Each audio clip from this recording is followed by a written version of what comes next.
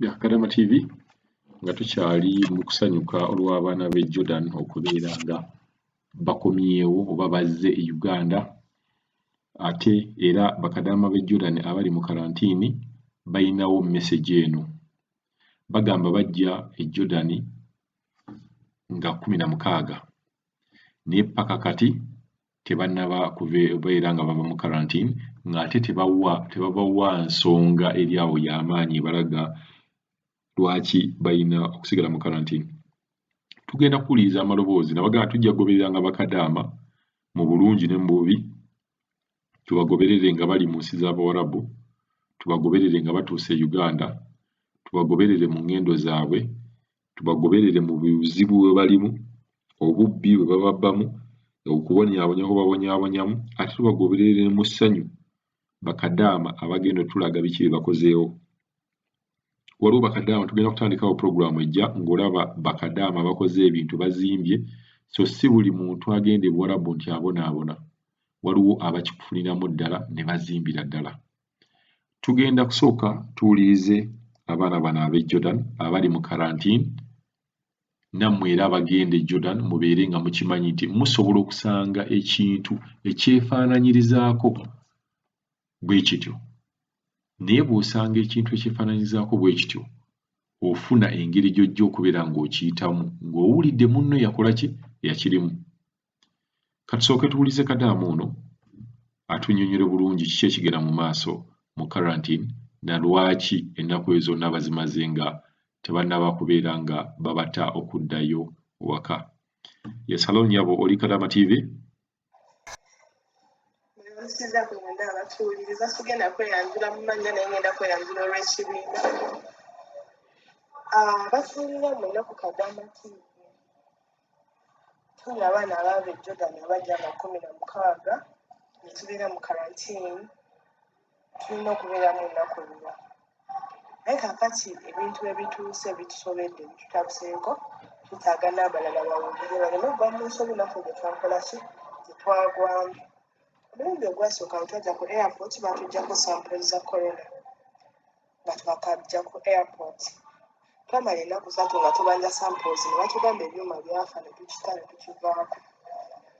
Kyokka jjukira nti ne mu Jordan ovaayo bakebedde ng'olina certificate nti oli mulamu. Ate sisuubira nti ebyuma eby'e Jordan bisobola okubeera nga bifo okusinga eby'e Uganda. Baatukebera ne Uganda ne batuddamu nga twakatuuka ku airport ne bateeka ku quarantine center. Baateeka ku quarantine center ne batugamba ennaku 14 era it's worldwide 2 weeks mubaamu kubeera mu quarantine. Naye we are in more than 2 weeks. Abantu batugamba mbu we are not supposed to go home. Samples bazituggyako naye tezikomawo. Bwe batuggyako samples tebazikomyawo, batugamba kimu ekyuma kyafa. Kaakati abaana bakedde okukola ki? Okwogerako n'abasawo. Abasawo babagamba kimu okukakkane, biki bababuzaabuza. Gye bakoma okukakkana gye bakoma okubasibiza wano kati simanyi nsonga lwaki. Abaana bakedde ku makya baagala kuddako abeekalakaasa bagamba mbu poliisi abakuumi ab'amagye babakuba emiggo. Mukiwulira naye nga eddoboozi we have a right okugamba nti ennaku 14 zikoze ekiziweddeyo tudde ewaka.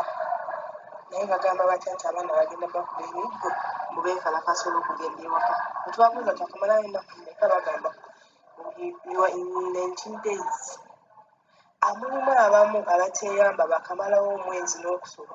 Ffe tuli wano ab'e Jordan tebalina keesi zonna gye baagambye nti omwana waliwo omulwadde nti kino oba kino. Naye tumanyi ensonga lwaki batusibira wano.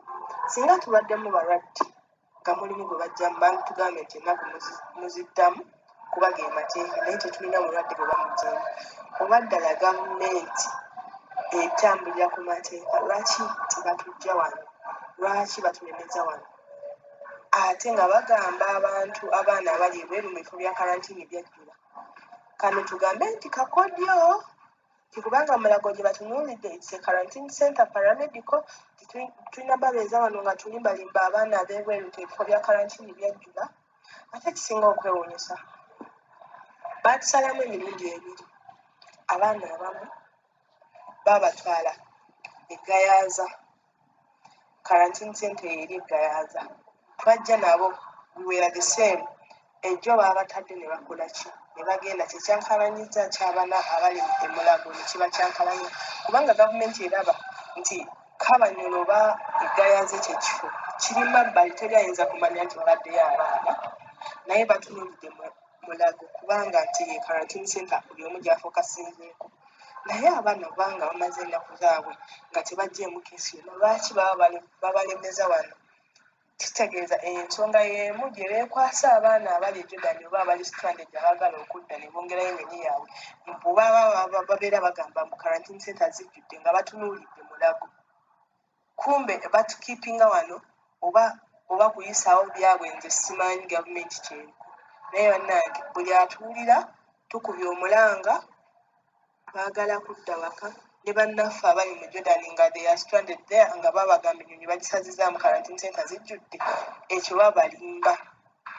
babalimba quarantine centers tezijjudde n'omulundi n'ogumu era bakiipinga abaana wano okumala omwezi mulamba nga tebalina nakye bakolawo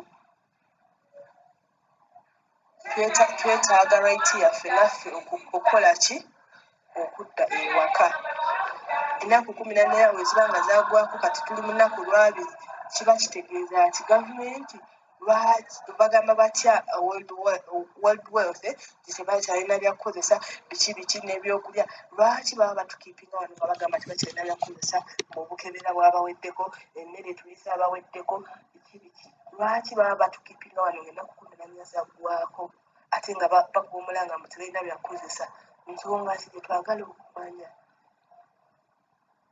twagala kudda waka ennaku zaggwako dda temuli mulwadde n'omu n'abaana abalala abali eyo nga bakola ki balemererwa okudda naye nga bafunye chance y'ennyonyi n'abaleeta ennyonyi era baba bagamba nti obakubira ab'e Uganda embassy babagamba quarantine center yajjudde naye ng'ejjudde ki ejjudde abaana abalamu ejjudde abaana abamazeeko ennaku zaabwe kubanga bo baagala bali abaana oba balemere mu nsi bongere okubonaamu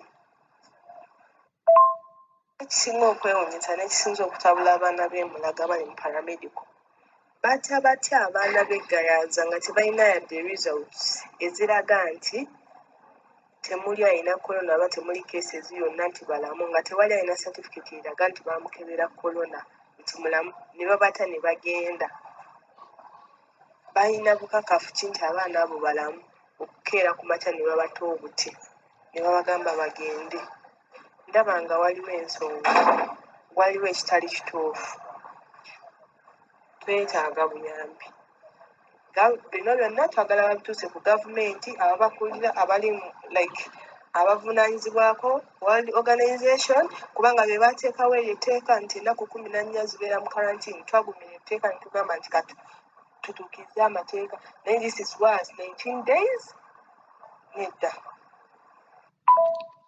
oyo Kadama muwulidde nga tunnyonnyola kiki ekigenda mu maaso mu government facilities oba public facilities nga njagala okubagamba nti Gayaza nayo bagyongera ku public facilities so ye agamba nti singa babadde balina gwe basanzeemu nga mulwadde kyali baddoke balikitegedde naye engeri gye batasanzeemu muntu mulwadde babeera baagala babeere nga bavaayo ekintu kino tukyogeddeko emirundi mingi nga tugamba nti oluusi gavumenti eyinza okubeera nga eyina kyekyetegereza ate oluusi nabakadama bayinza okuba nga bo bennyini abali mu facility eyo oba public facility nga bo bagamba nti tewali nsonga lwaki balemezaayo ate twagenzeeko mu maaso twagala nnyo okumanya waliwo vidiyo gye tugenda okukola mu maaso awo nga interviewinze bakadama ne twagala okumanyira ddala ebitanda mu public facilities bijjudde bakadama bagambye ebitanda tebijjudde waliyo obutanda obutaliiko bantu nga buwerera ddala